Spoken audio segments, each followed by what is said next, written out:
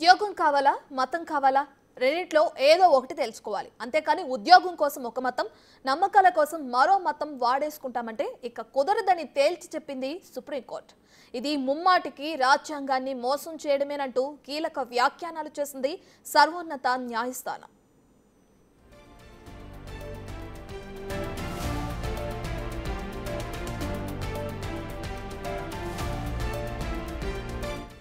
కేవలం ఉద్యోగ ప్రయోజనాల కోసం సెల్వరాణి అనే పిటిషనర్ తాను హిందువునని చెప్పడాన్ని జస్టిస్ పంకజ్ మిత్తల్, జస్టిస్ మహాదేవన్ల ధర్మాసనం 21 పేజీల తీర్పులో తప్పుపట్టింది.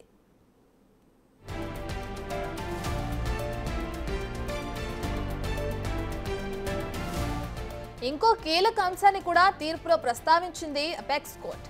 వేరే మతంలోకి మారాలనుకునే వారు ఆ మతానికి చెందిన సిద్ధాంతాలను, సూత్రాలను, ఆధ్యాత్మిక ఆలోచనలను పూర్తిగా నమ్మటం ముఖ్యం. మారే మతంపై ఎలాంటి విశ్వాసం లేకుండా కేవలం రిజర్వేషన్ల ప్రయోజనం కోసమైతే అనుమతించడం, ఇలాంటి ఉద్దేశాలు ఉన్నవారికి రిజర్వేషన్లు కల్పిస్తే అది రిజర్వేషన్ల స్ఫూర్తికే విరుద్ధమంటూ కూడా వ్యాఖ్యానించారు జస్టిస్ మహాదేవన్. సమర్పించిన సాక్ష్యాల ప్రకారం పిటిషనర్ క్రైస్తవ మతం అనుసరిస్తున్నారని, చర్చికి వెళ్తున్నట్లు నిర్ధారణ కూడా అయిందని, ఆమె ఆలయాలకు వెళ్తున్నట్లు కనీస ఆధారాలను చూపలేకపోయిందని తేల్చి చెప్పింది.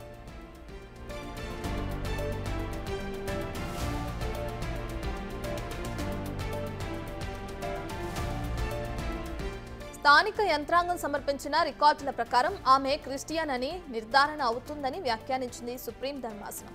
కేవలం ఉద్యోగం కోసం ఎస్సీ క్యాస్ట్ సర్టిఫికేట్ అడుగుతున్న ఈమె ద్వంద్వ వైఖరిని ఆమోదించలేమని, ఇది చట్ట విరుద్ధమని అన్నారు న్యాయమూర్తి.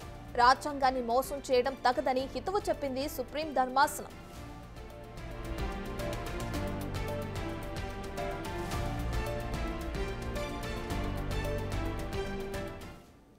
ఈ కేసులో పిటిషనర్ సెల్వరాణి హిందూ తండ్రికి, క్రిస్టియన్ తల్లికి జన్మించారు.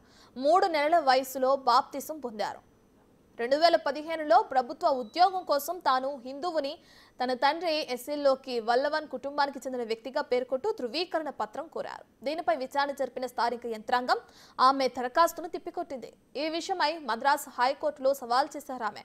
తీర్పు ప్రతికూలంగా రావడంతో సుప్రీంకోర్టును ఆశ్రయించారు సెల్వరాణి. సుప్రీం కూడా కుదరదనడంతో ఆమె రిజర్వేషన్ వ్యవహారం మళ్లీ మొదటికొచ్చినట్లయింది.